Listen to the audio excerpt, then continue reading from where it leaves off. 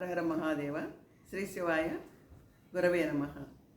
బాలయోగేశ్వర భగవాన్ గారే ఆయన్ని ధ్యానం చేస్తే ఎలాంటి వాళ్ళైనా ఎలా మారిపోతారో అని నిజంగా జరిగిన దృష్టాంతరం చెప్తున్నాను. ఇప్పుడు జరుగుతూ కూడా ఉన్నది, జరిగినది కూడా చెబుతూ ఉన్నాను. అయితే ఆ ఊరిలో మహిమాగాడ్లోను ఒక అతను 24 గంటలు మహిమాఘాట్లో ఒక అతను 24 గంటలు తాగుతూనే ఉంటాడు, మాంసం తింటూనే ఉంటాడనమాట. అయితే అతను ఏం చేస్తాడంటే ఇలా ఉంటూ ఉంటూ ఓ రోజున వాడి కర్మ పరిపక్వత అయిందో ఏమో తెలియదు కానీ మహారాజు గారి దర్శనానికి వస్తాడు. వచ్చి మహారాజు గారిని దర్శించుకొని మహారాజు నాకు చాలా డబ్బు కావాలి అంటూ ఉంటాడు.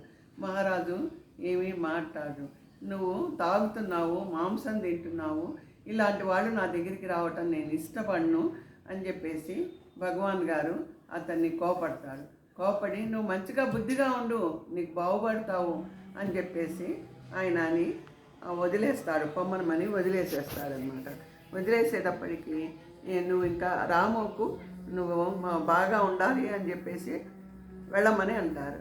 ఇక అతనికి మనసులో ఏం పడిందో ఏమో కానీ రాత్రి అయ్యేటప్పటికి బాగా తాగుతాడు, మైకు పట్టుకుంటాడు, ఊరంతా అరుస్తూ ఉంటారు, బాలభగవాన్ బాలభగవాన్ బాలభగవాన్ బాలభగవాన్ అంటూ అరుచుకుంటూ ఉంటాడు.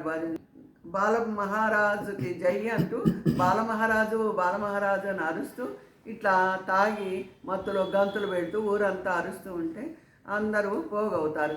ఏమిటానికి ఇలా ఉన్నట్టుండి అరుస్తున్నావు, ఏమైంది నీకు అంటే, మా భగవాన్ గారి దగ్గరికి వెళ్ళా, నేను ఆయన దర్శనం చేసుకున్నా, ఆయన నన్ను దీవించారు అని ఇట్టా మాట్లాడుతూ ఉంటాడు. నువ్వేముట్టి తాగుబోతువి, ఇలాంటి వాడిని భగవాన్ గారి దగ్గరికి రానివ్వరు కదా అని చెప్పేసి వాళ్ళు అంటారు. కాదు భగవాన్ గారు నన్ను వ్యాపారం పెట్టుకోమన్నారు, నేను బాగుపడతాను అని చెప్పి అంటూ వాడు మత్తులో మాట్లాడుతూనే ఆ పక్కనున్న అతనితో అంటాడు కదా, మరి నువ్వు నాకు డబ్బులు ఇస్తావా అని చెప్పి అంటాడు. నాకు 1000 రూపాయలు ఇవ్వు, నేను వ్యాపారం చేసుకుంటాను అనేటప్పటికీ భగవాన్ ఇవ్వమన్నారు కదా అని అతను ఏం చేస్తాడు, అనుకోకుండా అతనికి ఆ భగవాన్ బుద్ధి పుట్టించాడో ఏమో తెలియదు కానీ ఒక 1000 రూపాయలు ఇస్తాడు. ఇవ్వగానే వాడికి చెప్పుకోండి ఎంత ఆనందంతో గంతులేస్తాడు. తెల్లారుతుంది, వాడికి మత్తు దిగిపోతుంది. అప్పుడు వాడికి ఏదో పూర్వజన్మ సంస్కారం ఉంది, మరి వాడేం చేస్తాడు, ఒక మేకను కొంటాడు, ఆ 1000 రూపాయలు పెట్టి మేకను కొని ఆ మేకను చంపి మాంసాన్ని అమ్ముతాడు. అమ్మితే వాడికి 1000 కల్లా 2000 వస్తాయి అన్నమాట. వచ్చేటప్పటికి వాడికి ఇంకా ఆనందం వేస్తుంది. ఆనందం వేసి వాడు ఏం చేస్తాడు, మళ్ళీ రాత్రి తాగుతాడు. తాగి మళ్ళీ ఇట్లాగే బాలయోగేశ్వర్ మహారాజు అని మళ్ళీ అరుచుకుంటూ గోలగా ఊరంతా అరుస్తూ ఉంటాడు, గంతులు పెడుతూ ఉంటాడు. అందరూ మళ్ళీ అందరూ చేరుతారు, చుట్టుపక్కల ప్రజలందరూ చేరుతాడు. ఈ 1000 రూపాయలు ఇచ్చిన అతను కూడా వస్తాడు కదా, వచ్చేటప్పటికి అతను చూసి ఇదిగో నీ 1000 రూపాయలు. అంత తాగి కూడా వాళ్ళు ఏదో మూల పాపం జ్ఞానం ఉంది, వాడికి కొంచెం న్యాయం కూడా ఉంది. అందుకని వాడేం చేస్తాడు, వాడిచ్చిన 1000 రూపాయలు వాడికి ఇచ్చేసేసి వాడి దగ్గర ఉన్న 1000 రూపాయలతో మళ్ళీ ఏం చేస్తాడు, మన్నాడు ఇంకో మేకను కొంటాడు. ఇంకో మేకను కొనేసి మళ్ళీ ఆ మేకను చంపి మళ్ళీ మాంసం అమ్ముతాడు. అట్లా 2000 వస్తాయి. ఇలా మెల్లిమెల్లిగా వ్యాపారం చేసుకుంటూ ఓ రోజున భగవాన్ దగ్గరికి వెళ్తారు. భగవాన్ నువ్వు చెప్పినట్టుగా నాకు డబ్బులు వస్తున్నాయి అంటే భగవాన్ కోపడతారు. నువ్వు తాగొద్దు, మాంసం తినొద్దు, మాంసం అమ్మొద్దు, నువ్వు నియమబద్ధంగా చక్కగా వ్యాపారం చేసుకో, నువ్వు నా దగ్గరికి రావద్దు, ఇలా అయితే వెళ్ళిపో అని భగవాన్ అంటారు. అనగానే కిందకి రాగానే ఈ సంగతి అందరికీ చెప్తాడు. భగవాన్ నన్ను వెళ్ళిపోమన్నారు అని మళ్ళీ ఏడుపు మొదలు పెడతాడు తాగి. అయితే అప్పుడు ఆ ఊళ్ళో వాళ్ళందరూ అంటారు, మరి అలాంటప్పుడు నువ్వు చక్కగా చిన్న కొట్టు పెట్టుకో, పచారీ కొట్టు పెట్టుకొని చక్కగా దాన్ని వ్యాపారం చేసుకో అని చెప్పి చెబుతారు. ఇది కూడా బాగానే ఉంది, భగవాన్ చెప్పారు కదా అని చెప్పేసి ఆ ఊళ్ళో అసలు చిన్న పల్లెటూరు అన్నమాట, అసలు షాపులు ఏమీ ఉండవు. ఇతడే మొదటిసారి పెట్టడం. పాపం వాళ్ళు దూరాన్ని వెళ్ళి సరుకులు తెచ్చుకునేవాళ్ళు. ఇతను మెల్లిగా సరుకులు, కొట్లు అవి ఇవి చిన్న చిన్నవిగా వస్తువులు తీసుకొచ్చి అమ్మటం మొదలు పెడతాడు. ఆ వ్యాపారం పెళ్ళానికి అప్పచెబుతారు. అది చక్కగా వాడికి కలిసి వస్తుందన్నమాట. కలిసి వచ్చేటప్పటికి ఆ ఊళ్ళో సర్పంచ్ అంటాడు, నువ్వు ఇలాగే వ్యాపారం చేసుకొని వృద్ధిలోకి వస్తూ ఉండు అని చెప్తాడు. చెప్పగానే ఏం చేస్తాడు, మెల్లిమెల్లిగా ఆ వ్యాపారం వృద్ధి పొందేటప్పటికి వాడు టెంట్ హౌస్ పెడతాడు. టెంట్ హౌస్ పెట్టేటప్పటికి ఆ టెంట్ హౌస్లో కూడా వాడికి బోల్డు డబ్బులు వస్తాయి. మరి వాడి పురజన్మ సుకృతమేమో, మరి అక్కడి నుంచి వాడికి దశ తిరిగిందనమాట, అదృష్టము. టెంట్ పెడతాడు. టెంట్ పెట్టిన తర్వాత టాటా ఏసీ వెహికల్ ఇవన్నీ ఏవో ఉంటాయి కదా బళ్ళు, అలాంటిది కొంటాడు. మళ్ళీ ఆటోలు కొంటాడు. ఇట్లా వ్యాపారం 4-5 బిజినెస్లు వ్యాపారాలు చేస్తూనే ఉంటాడనమాట. చేసి కష్టపడి వాడు కోట్లకు అధిపతి అవుతాడు. అధిపతి అయినందుకు చెడ్డలవాట్లు తగ్గించేసుకుంటాడు. అంతకుముందు ఏమీ లేనప్పుడు ఉన్న చెడ్డలవాట్లు అన్ని కోట్లు వచ్చినా కూడా మాంసం తింటం మానేస్తాడు, తాగటం మానేస్తాడు.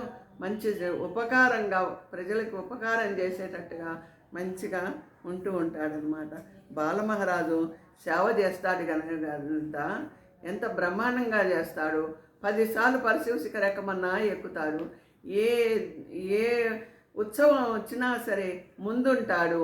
అన్నీ A to Z, చిన్న పని పెద్ద పని అనకుండా సేవా కార్యక్రమం చేస్తూ అతను భక్తిని చాటుకుంటూ ఉంటాడు. నేను ఇన్ని కోట్లు సంపాదించాను కదా అన్న గర్వం లేకుండా, నేను ఈ పని చేయటం ఏమిటి అన్న భావన లేకుండా ప్రతి చిన్న పని కూడా చేసుకుంటూ భగవాన్కి అంత భక్తితో ఉంటూ ప్రతిరోజు పగలు రాత్రి గురుస్మరణ చేస్తూనే ఉంటాడు. ఏ బాలయోగి భగవాన్, ఏ బాలయోగి మహారాజ్ అనుకుంటూ అలా స్మరణ చేసుకుంటూనే ఉంటాడు. చక్కగా ఎంత మంచిగా తయారవుతాడు చూడండి, వాల్మీకి మహామునిలాగా. నిజంగాను ఓ రోజున బాలయోగీశ్వర భగవాన్ గారు ఆ ఊరు వెళ్తారు పని మీద. వెళ్ళినప్పుడు ఆ భగవాన్ గారిని చూసి ఇతను ఇంత చెడ్డగా ఉన్నవాడు అంత మంచిగా మారిపోయి భగవాన్ గురించి స్మరణ చేస్తున్నాడు కదా, అంతా వినున్నారు కదా, వాళ్ళందరూ ఆ భగవాన్ మీద భక్తితో ఊరంతా ఆయన కాళ్ళ మీద పడి నమస్కారం చేస్తారనమాట. అప్పటి నుంచి అతని పేరు చెప్పుకుంటూనే ఉంటారు. ఇప్పటికీ అతనికి ఎంత సేవ చేస్తాడో భగవానికి, భగవాన్ స్మరణలోనూ, భగవాన్ సేవలోనూ, భగవాన్ వాక్కులోనూ నిజంగా ఎంత మహిమ ఉన్నది. ఆయన ఆ మాట అంత దుర్మార్గుడు కూడా అలా మారిపోయినాడంటే, వేటగాడు పిట్టలు కొట్టి చంపి తినే వేటగాడు భక్తుడైనట్టుగా నిజంగా భగవాన్ మూలకంగా అంత చెడ్డవాడు కూడా మారిపోయినాడంటే ఇది చాలా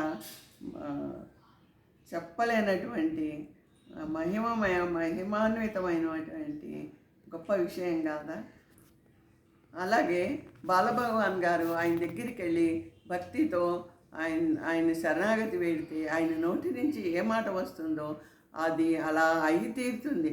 నీకు ధనం వస్తుంది, ఆయన చక్కగా నువ్వు అనగానే వాడు కోటీశ్వరుడు అయిపోతాడు. చక్కగా ఆ కోటీశ్వరుడు అయిపోయి గర్వం లేకుండా ఆ భగవానికి సేవ చేసుకుంటూ ఉంటే ఇంకా చాలా అదృష్టవంతులు కదా. అందుకని ఆ భగవాను కృప వలన ఆయన చెప్పినట్టుగా నడుచుకుంటూ అనన్య భక్తులు ఉంటే అంతకన్నా అదృష్టం ఇంకేముంటుంది. నిజంగా ఇప్పుడు అతను ఇంకా సేవ చేస్తున్నాడు. అక్కడ ఏ కార్యక్రమం వచ్చినా ముందుంటాడు. నీళ్లు మోస్తాడు, చిన్న పని పెద్ద పని. అంత కోటీశ్వరుడు కదా, మనుషులు పెట్టి చేయించవచ్చు కదా, చేయడు, తనే స్వయంగా చేస్తాడు భక్తితో అనమాట.